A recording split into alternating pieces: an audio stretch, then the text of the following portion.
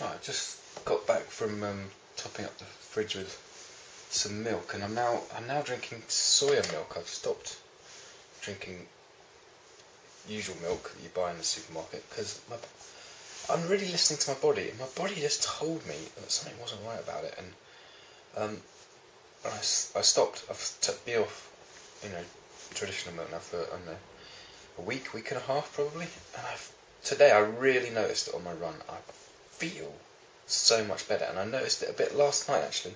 Just noticed, like, I felt, it sounds weird, but I felt less fat inside. I felt less, as if there was less fat in me, particularly like around stomach, around down here. Seriously, it's made a massive difference in how I feel.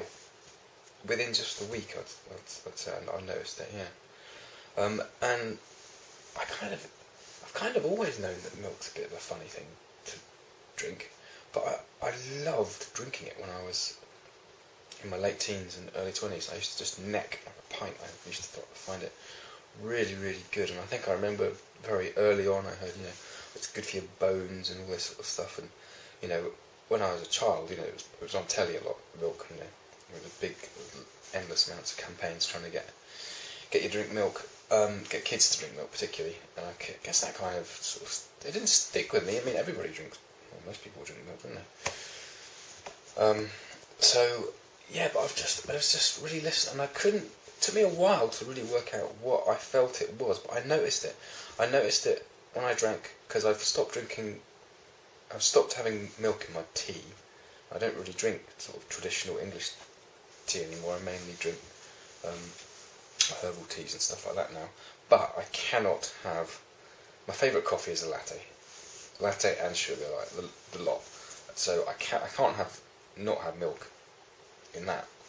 So that was still present solidly over the last couple of months. Plus, in the mornings, my breakfast is pretty much always porridge with a banana in it, some cinnamon, and a little bit of turmeric, and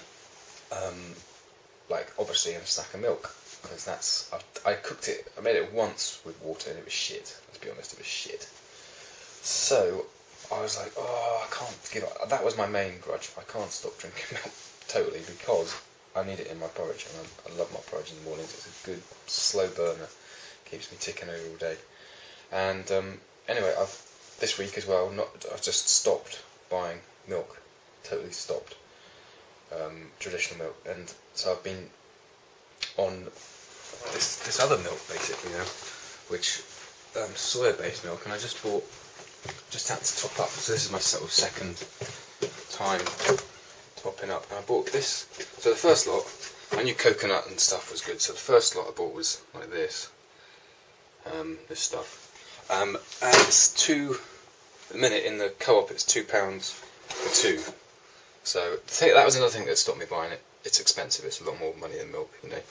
You look at the way milk is mass produced and stuff, and it's going to be cheaper, isn't it? So yeah, so you can buy like the equivalent for, I don't know, 2 litres maybe of milk. I don't know if it was at 80p, something like that, maybe a bit less. But anyway, so at the minute it's two for £2, so I'm game.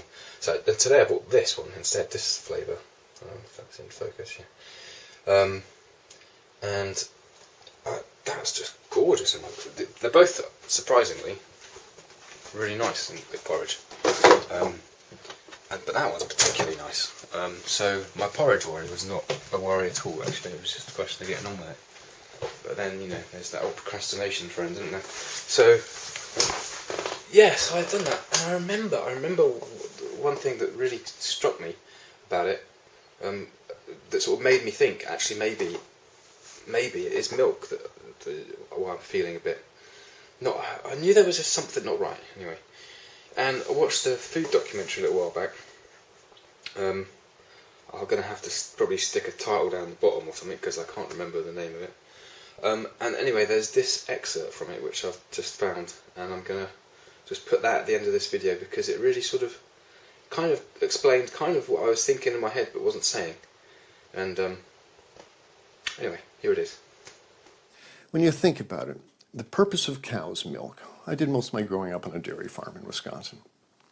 The purpose of cow's milk is to turn a 65-pound calf into a 400-pound cow as rapidly as possible. Cow's milk is baby calf growth fluid.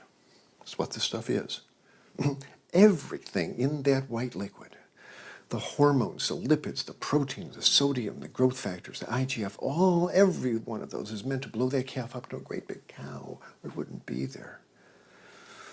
And whether you pour it on your cereal as a liquid, whether you clot it into yogurt, whether you it into cheese, whether you freeze it into ice cream, it's baby calf growth fluid. And women eat it, and it stimulates their tissues, and it gives women breast lumps. It makes the uterus get big, and they get fibroids, and they bleed, and they get hysterectomies, and they need mammograms, and gives guys man boobs. This is, cow's milk is the lactation secretions of a large bovine mammal who just had a baby. It's for baby calves. You know, I tell my patients, go look in the mirror. Do you have big ears? Do you have a tail? Are you a baby calf? If you're not, don't be eating baby calf growth fluid in any level. There's nothing in it people need.